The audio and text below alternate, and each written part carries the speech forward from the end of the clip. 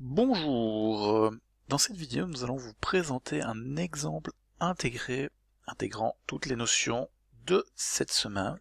Il s'agit des variables, des conditionnels permettant de faire des choix et des for un peu plus poussés.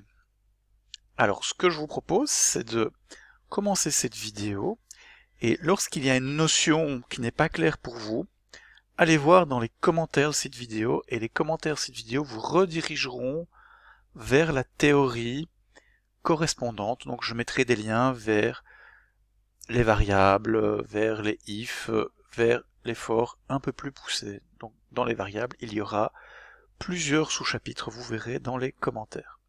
Cet exemple intégré parle des nombres premiers. Donc vous savez tous ce que c'est qu'un nombre premier. Un nombre premier, c'est quoi? Faites une pause et réfléchissez. Fin de la pause, je suppose que personne ne l'a fait. C'est un nombre qui est divisible uniquement par 1 et lui-même. Quand on dit divisible, ça veut dire que la division, en fait, ne donne pas de reste. Divisible égale pas de reste à la division. Alors je vous propose tout de suite d'écrire un premier programme qui, on va voir, on le fera en différentes étapes. Première étape, simplement, on va demander à l'utilisateur de rentrer un nombre et on va tester s'il est premier ou pas. Pour tester s'il est premier ou pas, on va simplement essayer différents nombres et voir si il divise ce nombre. Par exemple, si je rentre 10, eh bien, je vais me demander si 10 est divisible par 2. Je vais pas essayer 1. Et déjà, là, je me rends compte que 10 divisé par 2, le reste de 10 divisé par 2, c'est égal à 0. Ça veut dire quoi? Ça veut dire que 10 est divisible par 2. D'accord? Donc ça, c'est un test qu'on va faire, savoir quel est le reste. Si le reste est égal à 0, ça veut dire qu'il est divisible. Alors on va voir comment est-ce qu'on va faire ça. La première chose à faire sera de passer en revue tous les diviseurs potentiels. Et pour ça, on va faire une boucle for. Et on va non avoir un compteur qui va plus s'appeler i, mais on va l'appeler diviseur. Et comme on a vu dans l'exemple, on va pas commencer à 1, vu que 1, tout le monde est divisible par 1, on va commencer par 2.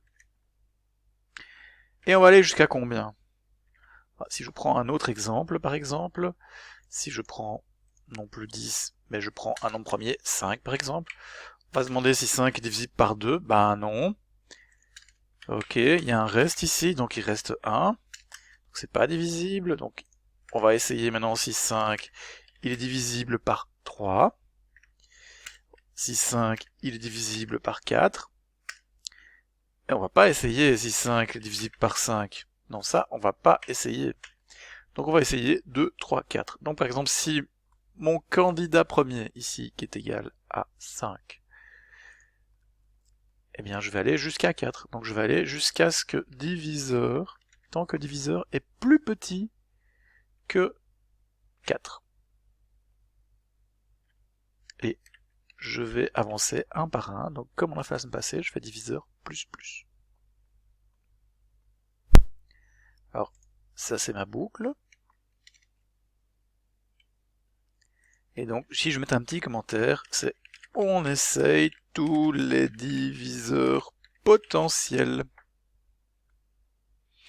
Maintenant, pour savoir si c'est divisible ou pas, je dis simplement, si mon candidat premier est divisible, en fait j'avais dit, c'est-à-dire si le reste, alors le reste c'est l'opération modulo.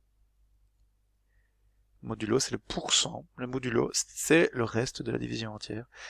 Donc si le divi ceci est égal à 0, eh bien je vais dire quoi?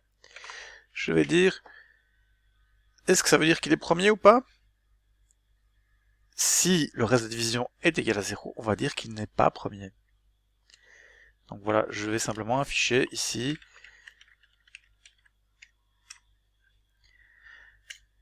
je vais dire candidat premier n'est pas premier. Voilà. Tout simplement. Donc, je récapitule. Ce qu'on va faire, c'est qu'on va demander un nombre à l'utilisateur. On va parcourir tous les diviseurs potentiels en commençant à 2 jusqu'à, non pas 4, mais bien candidat premier. Hein, c'est important de bien utiliser le nom de la variable et pas un nombre comme ça. Et si le reste de la division est égal à 0, ça veut dire qu'il est divisible. Il est divisible par diviseur. Et donc il n'est pas premier. On va compiler ce programme. On va l'exécuter. Par exemple, si je mets 10, qui était mon exemple, on voit en fait que 10 n'est pas premier, il l'affiche 2 fois. Pourquoi?